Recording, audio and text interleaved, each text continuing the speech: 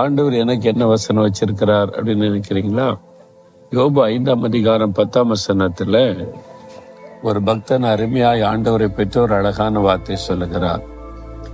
தாழ்மை உள்ளவர்களை உயரத்தில் வைத்து துக்கிக்கிறவர்களை ரட்சித்து உயர்த்துகிறார். ஆண்டவர் எப்படிப்பட்டவராகும்? அதாவது தாழ்மை உள்ளவர்களை உயரத்திலே வைத்து கனப்படுத்துகிற தேவன், அதோடு துக்கிக்கிறவர்களை ரட்சித்து உயர்த்துகிற தேவன். நீங்க இன்னைக்கு தாழ்த்தப்பட்டு போன நிலைமையில இருக்கலாம்.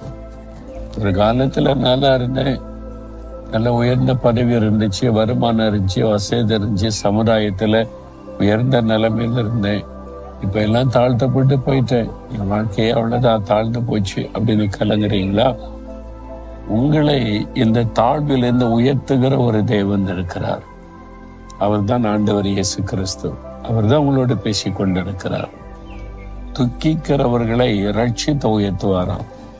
ஏதோ ஒரு துக்கம் இருக்கு உங்களுக்கு உள்ளத்துல, வெளியே சொல்ல முடியல, உள்ளத்துக்குள்ள அந்த துக்கம் இருக்கிறது. உயர்த்துகிற தேவன், துக்கத்தை மாற்றி உயர்த்துகிற தேவன் உங்களுக்கு செய்வார். இன்னைக்கு ஏதோ ஒரு துக்கம் உடைய மனதை அழுத்தது, அதனால ஆண்டு சொல்றார், துக்கத்துல இருந்து உன்னை ரட்சித்து உன்னை உயர்த்துவேன். உங்களுடைய வாழ்க்கையுடைய கரத்துல தர்றீங்களா? துக்கம் நிறைந்த வாழ்க்கை, தோல்வி அடைந்த வாழ்க்கை, ஏமாற்றம் அடைந்த வாழ்க்கை அவருடைய கரத்துல கொடுங்க, ஒரு அற்புதம் செய்வார்.